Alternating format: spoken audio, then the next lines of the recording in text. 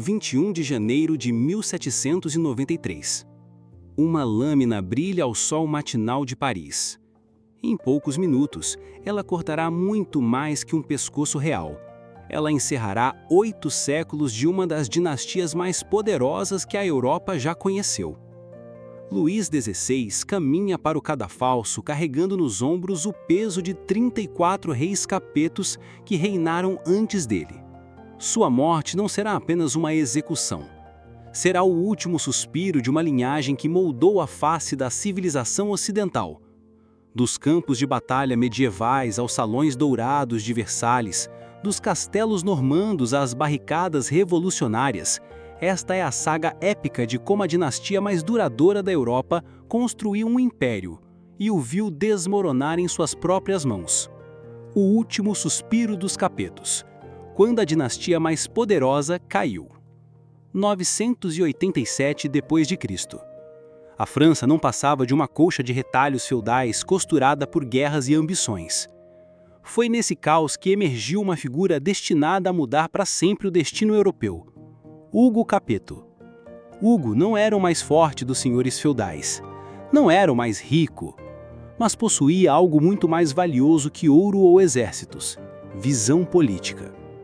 Ele compreendeu que o poder verdadeiro não se conquista apenas pela espada, se constrói pela continuidade. A partir de 987, os capetos fariam algo que nenhuma dinastia europeia conseguira: passar o trono de pai para filho sem interrupção, por mais de 8 séculos. De Hugo Capeto a Luís XVI, 34 reis capetos governariam a França. Sobre os capetos, a França se transformaria de reino feudal fragmentado em superpotência continental. Eles enfrentariam vikings, cruzaram mares em busca da Terra Santa, expulsaram os ingleses, unificaram territórios díspares e criaram a primeira monarquia absolutista moderna. Mais que conquistadores, os capetos foram civilizadores. Eles ergueram as catedrais góticas que ainda desafiam o tempo, patronizaram as universidades que iluminaram a Europa medieval, criaram a língua francesa moderna. Mas toda grandeza carrega as sementes de sua própria destruição, e os capetos, em seu apogeu absoluto, já gestavam as forças que os aniquilariam. Para compreender a queda dos capetos, precisamos primeiro testemunhar sua ascensão impossível. Eles não apenas sobreviveram aos séculos mais violentos da história, eles os dominaram. Felipe II Augusto transformou a França de reino periférico em potência europeia. Na Batalha de Bouvines, em 1214, suas tropas despedaçaram a coalizão anglo-germânica que ameaçava a França. Mas Felipe Augusto fez mais que vencer batalhas. Ele revolucionou a própria ideia de realeza. Foi o primeiro a se intitular Rex Franciae, rei da França, não apenas dos francos. A diferença era abismal. Ele não governava um povo, governava um território sagrado. Luís IX elevou a dinastia Capeto além do poder temporal. Ele a santificou. Suas cruzadas na Terra Santa podem ter falhado militarmente, mas consolidaram a França como líder espiritual da cristandade. Quando morreu de peste em Tunis, em 1270, Luís IX havia transformado os capetos em dinastia escolhida por Deus. Sua canonização, em 1297, coroaria literalmente a família real francesa. Um rei santo, uma dinastia sagrada, um reino abençoado pelo próprio Cristo. Os capetos haviam alcançado o impossível, legitimidade divina incontestável. Felipe IV, o Belo, levou o poder capeto ao seu apogeu mais sombrio. Em 1307, numa única manhã de sexta-feira 13, seus soldados prenderam simultaneamente todos os templários de França. A ordem militar mais rica da Europa foi aniquilada, seus tesouros confiscados, seus líderes queimados vivos. Filipe havia demonstrado que nem mesmo as ordens sagradas estavam acima do poder real francês. Mas junto com o ouro templário, Filipe havia roubado algo muito mais perigoso: a maldição de Jacques de Molay. O grão-mestre templário, queimando nas chamas, havia amaldiçoado a dinastia Capeto até a 13ª geração. Uma maldição que começaria a se manifestar apenas 7 anos depois. 1314. Filipe, o Belo, morreu em circunstâncias misteriosas durante uma caçada. Seus 3 filhos homens o sucederiam um após o outro, e todos morreriam sem herdeiros masculinos. Em apenas 14 anos, a linha direta dos Capetos seria extinta. A maldição templária havia começado a operar. Luís X herdou um reino em ebulição. Nobres revoltados, camponeses famintos, cofres vazios pela guerra contra a Flandres. Seu reinado durou apenas 18 meses, tempo suficiente para demonstrar que nem toda a herança real é bênção. Morreu jovem, deixando apenas uma filha e uma esposa grávida. O destino dos Capetos dependeria de um ventre real. Novembro de 1316. A rainha viúva dá à luz a um menino, João I. Por 5 dias, a França teve esperança. Então, o bebê real morreu misteriosamente. Sussurros de envenenamento correram por Paris. A maldição templária havia cobrado sua segunda vítima, uma criança que nem chegara a compreender que era rei.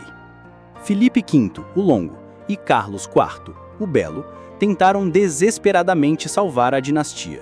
Filipe reinou 6 anos, Carlos 6 também. Ambos morreram sem herdeiros masculinos. Em 1328, após 341 anos de sucessão ininterrupta de pai para filho, a linha direta dos Capetos estava extinta. O trono francês ficou órfão. Era o fim? Ou apenas o início de uma agonia que se estenderia por mais 4 séculos? Filipe VI de Valois, sobrinho de Filipe o Belo, assumiu o trono em 1328. O sangue capeto continuaria a correr nas veias reais francesas, mas agora através de uma linha lateral. Os Valois capetos fariam algo que parecia impossível: superar a grandeza dos capetos diretos. Durante um século, França e Inglaterra se despedaçaram em guerra total. Os Valois transformaram essa tragédia em oportunidade, forjaram a primeira identidade nacional moderna da Europa. Joana d'Arc não salvou apenas Charles VII. Ela salvou a própria ideia de França como nação escolhida por Deus. Os Capetos Valois emergiram da guerra não apenas vitoriosos, mas transformados em símbolos de resistência nacional. Francisco I transformou a França em epicentro do Renascimento europeu. Seus châteaux do Loire rivalizavam com os palácios italianos. Sua corte atraía artistas de toda a Europa. Os Capetos haviam evoluído, de guerreiros feudais a mecenas renascentistas. Eles não apenas governavam a França, eles definiam o que significava ser civilizado. 1643 a 1715, 72 anos que definiram não apenas a França, mas a própria ideia de poder absoluto. Luís XIV, o Rei Sol, levou os Bourbon Capetos ao zênite do poder humano. Versalhes não era apenas um palácio. Era uma declaração de guerra contra as leis da física e da economia. Luís XIV havia criado uma realidade alternativa, onde ele era literalmente o centro do universo. Nobres europeus peregrinavam a Versalhes como muçulmanos a Meca. O francês se tornou língua da diplomacia mundial. A etiqueta francesa definia a civilização. L'État c'est moi. O Estado sou eu. Luís XIV não apenas pronunciara essas palavras, ele havia tornado isso realidade. Os Capetos haviam atingido o absolutismo perfeito. Versalhes custava 25% de todo o orçamento real. As guerras de Luís XIV sangravam a França em 4 frentes. A perseguição aos huguenotes expulsava os artesãos mais qualificados do reino. O Rei Sol havia queimado a França para brilhar mais intensamente. E quando ele morreu, em 1715, deixou um reino glorioso e falido. Luís XV e Luís XVI herdaram o poder absoluto dos Capetos, mas também suas contradições fatais. Como reformar um sistema que definia sua legitimidade pela imutabilidade? Como modernizar uma monarquia baseada na tradição divina? Eles tentaram. Nomearam ministros reformadores como Turgot e Necker. Propuseram tributar a nobreza. Questionaram privilégios feudais. Mas cada reforma era uma confissão de fraqueza. Cada mudança destruía um pouco mais a mística real que sustentava os Capetos por 8 séculos. 1789, o ano que não deveria ter existido na história francesa. Os Estados Gerais convocados pela primeira vez desde 1614. Uma medida desesperada de um rei desesperado para salvar um reino desesperado. 14 de julho de 1789. A queda da Bastilha não foi apenas uma insurreição popular. Foi o momento em que a França descobriu que seus reis eram mortais. Durante 8 séculos, os capetos haviam governado pela graça de Deus. Numa simples tarde parisiense, descobriram que Deus havia mudado de endereço. Junho de 1791. Luís XVI tentou a última jogada desesperada dos capetos, a fuga. Se conseguisse alcançar as fronteiras e seus aliados austríacos, poderia reconquistar o trono pela força. Mas foi reconhecido em Varennes por um postman que comparou seu rosto com uma moeda real. 8 séculos de majestade divina desmoronaram porque um capeto não conseguiu escapar da sua própria imagem. Perdoa os que votaram por minha morte. Foram quase as últimas palavras de Luís XVI antes que a lâmina caísse. Às 10h22 da manhã, a guilhotina cortou mais que um pescoço real. Ela seccionou 8 séculos de história francesa. O último rei capeto havia morrido como um simples cidadão capeto. O sussurro que escapou de seus lábios carregou consigo a alma de uma dinastia que havia moldado a civilização ocidental. A morte de Luís XVI não encerrou apenas uma dinastia. Ela encerrou uma era da humanidade. A era em que alguns homens poderiam ser deuses vivos. A França revolucionária descobriu rapidamente que é mais fácil matar reis que substituí-los. O terror, Napoleão, a restauração, foram todas tentativas desesperadas de preencher o vácuo deixado pelos capetos. Durante 8 séculos, os franceses sabiam exatamente quem eram, súditos de reis escolhidos por Deus. Sem os capetos, precisaram inventar uma nova identidade nacional, um processo doloroso que custaria milhões de vidas. A execução de Luís XVI enviou ondas de choque por toda a Europa monárquica. Se os capetos, a dinastia mais antiga e legítima, podiam ser derrubados, então nenhum trono estava seguro. A Revolução Francesa não matou apenas uma família real. Ela matou a própria ideia de realeza divina que sustentava a Europa por milênios. Hoje, quando visitamos os castelos vazios do Loire ou caminhamos pelos salões silenciosos de Versalhes, ainda podemos sentir a presença fantasmagórica dos capetos. Os capetos criaram a França moderna, sua língua, suas fronteiras, sua identidade cultural, mas também criaram as contradições que os destruíram.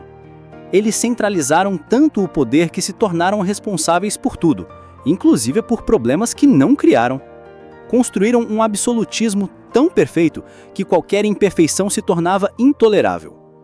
A saga dos capetos nos ensina uma verdade cruel sobre o poder. Não existe dinastia eterna. Não existe legitimidade inquestionável. Não existem deuses vivos. Toda grandeza humana é temporária. Todo império é mortal. Toda dinastia carrega em seu DNA as sementes da sua própria destruição. Mas talvez a maior lição dos capetos seja outra.